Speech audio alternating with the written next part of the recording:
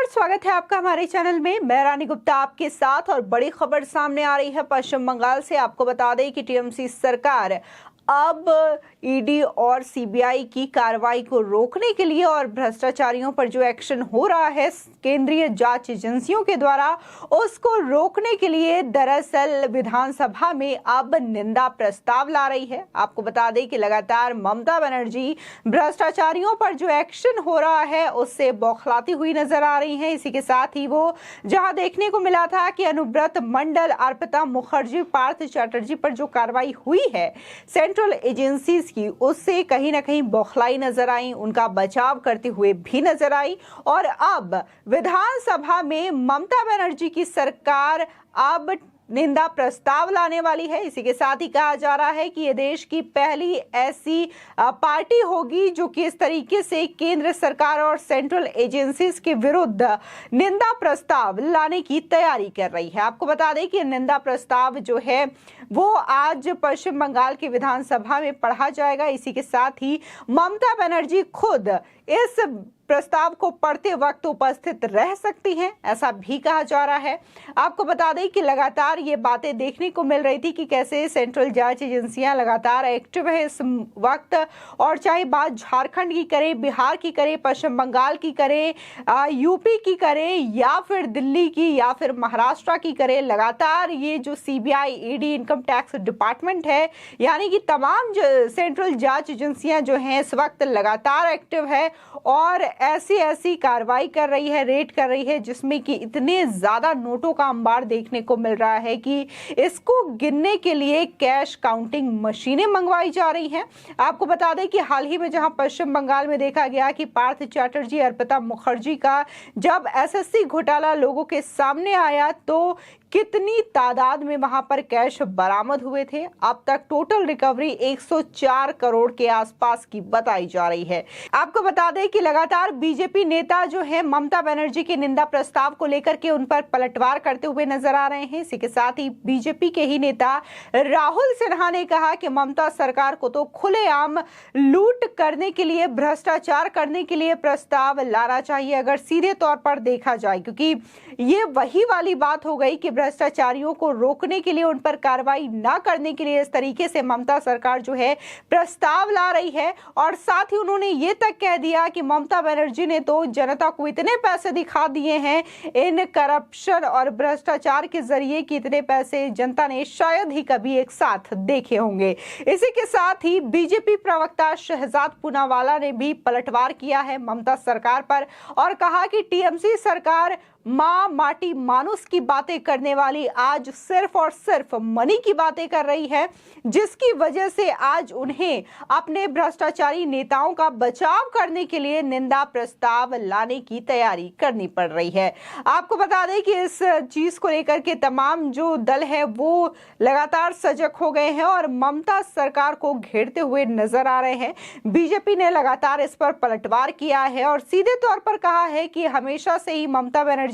पार्थ चैटर्जी, अनुव्रत मंडल को बचाती हुई दिखाई दी है और निंदा प्रस्ताव लाने की बात करके, उसकी तैयारी करके कहीं ना कहीं ये बातें सिद्ध कर दी गई है ममता बनर्जी के द्वारा कि ये जो भ्रष्टाचारियों के खिलाफ एक्शन हो रहा है इससे ममता सरकार जो है वो डरी है और इस वजह से ये प्रस्ताव लाना चाह रही है। तो वहीं अगर टीएमसी की माने तो टीएमसी का ये कहना है कि केंद्र सरकार सेंट्रल जांच एजेंसियों का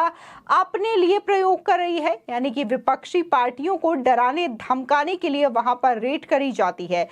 अगर एक पल को ये बात मान भी ली जाए तो जो तमाम नोटों का भंडार दिखने को मिलता है, तमाम ऐसे जो साक्ष्य हाथ लगते हैं, उसके बारे में टीएमसी क्या कहेगी, क्योंकि जब पार्थ चैटर्जी को एसएससी घोटाले में दोषी पाया गया, उनसे पूछताछ की गई और जब शक अर्पिता मुखर्जी पर हुआ, क्योंकि अर्पिता मुखर्जी पार्थ चैटर्जी की बेहद करीबी मानी जा रही थी, और जब ईडी की टीम वहां पर पहुंची तो न जाने उनके फ्लैट के किन किन हिस्सों में करोड़ों रुपए रखे गए थे और इस छापेमारी में 58 करोड़ से भी ज्यादा के कैश बरामद हुए, सोने के बहुत सारे जेवरात बरामद हुए, जिसने कि सीधे तौर पर दिखाया कि किस कदर एसएससी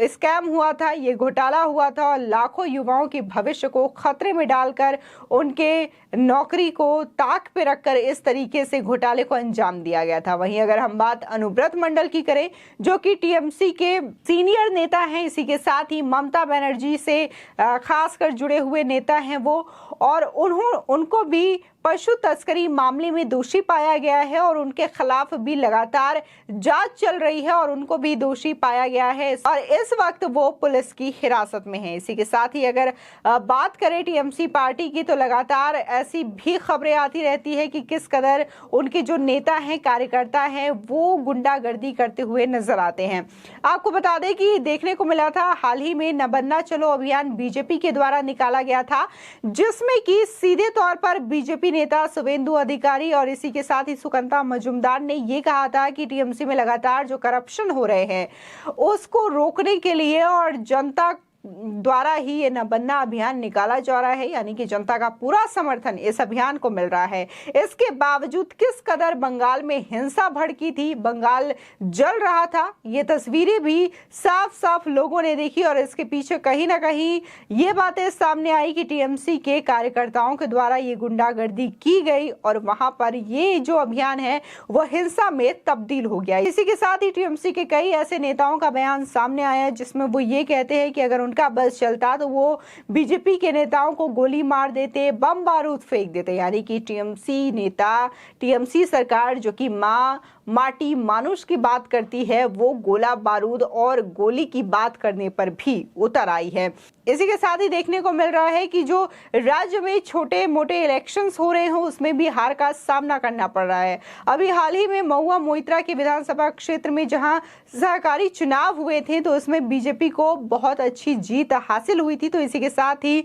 अभी फिर से नंदीग्राम में सहकारी समिति का चुनाव हुआ, उसमें भी 12 सीटों में से 11 सीटें बीजेपी ने हासिल की और मात्र 1 सीट टीएमसी के खाते पे गई। तो कहीं ना कहीं ये रीजन भी माना जा रहा है कि लगातार अब बंगाल की जनता जो है वो सत्ता परिवर्तन चाहती है, यानी कि जो टीएमसी सरकार है, ममता सरकार है, उससे छुटकारा पाना चाहती है और इस वजह से ये छोटे छोटे बदलाव देखने को मिल रहे हैं कि जो लोगों का समर्थन है वो बीजेपी को जाता हुआ दिखाई दे रहा है। और शायद यही वजह थी कि जब बीजेपी के द्वारा न बनना अभियान चलाया गया ममता सरकार के भ्रष्टाचार के खिलाफ, तो इस पे बहुत ज्यादा तादाद में जनता की भीड़ दिखाई दी थी। बहुत सारे जो लोग थे वो इस अभियान में जुड़ते हुए नजर आए थे, लेकिन ये हिंसा में तब्दील हो गया था, जिसके बाद भयानक और खौफनाक तस्वीरें पश्चिम बंगाल से आई थी। इसी के साथ ही तमाम जो राजनीतिक विशेषज्ञ हैं वो कहीं ना कहीं यही कह रहे हैं कि ममता सरकार जो है लगातार सेंट्रल एजेंसीज की कार्रवाई से, छापेमारी से घबराई हुई नजर आ रही हैं और हमेशा ही उन्होंने अनुव्रत मंडल को लेकर के, पार्थ चैटर्जी को लेकर के वो बचाव में बोलती हुई आई हैं और जिस तरीके से वो अब निंदा प्रस्ताव विधानसभा भवन में पेश करने जा रही है उनकी पार्टी, तो इससे यही लगता है कि वो भ्रष्टाचारियों के साथ है, भ्रष्टाचारियों का समर्थन करती है, जिसकी वजह से ही शायद बीजेपी ने यहां तक कह दिया कि ममता सरकार जो है वो भ्रष्टाचार को बढ़ावा देने के लिए और भ्रष्टाचार करने के लिए प्रस्ताव उनको लाना चाहिए। आपको बता दें, दरअसल बीजेपी के नेता राहुल सिन्हा ने जहां पलटवार किया, तो इसी के साथ ही बीजेपी के प्रवक्ता शहजाद पूनावाला ने भी ममता सरकार पर पलटवार किया है। इसी के साथ ही कहा जा रहा है कि ममता सरकार और टीएमसी ऐसी पहली सरकार होगी जो कि इस तरीके से प्रस्ताव लाने जा रही है सेंट्रल एजेंसीज के विरुद्ध, क्योंकि सेंट्रल एजेंसीज को कोर्ट ये दायरा देता है और कोर्ट की ही ऑर्डर होती है कि वो जा करके इस तरीके से कार्रवाई करे। बात अगर हम तमाम हिस्सों की करें, चाहे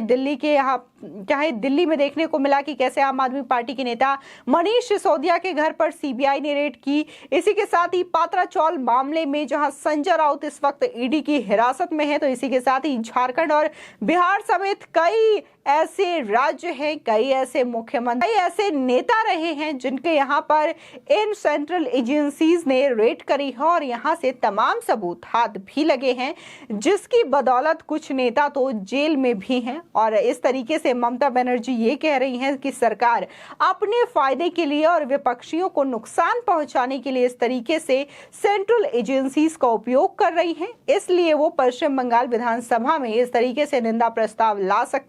लाएंगी जिससे कि सेंट्रल एजेंसीज की इस कार्रवाई को रोका जा सके। फिलहाल आपकी इस खबर पर क्या राय है, हमारे कमेंट सेक्शन में जरूर बताएं। आगे की और भी अपडेट के लिए चैनल को सब्सक्राइब करना ना भूलें।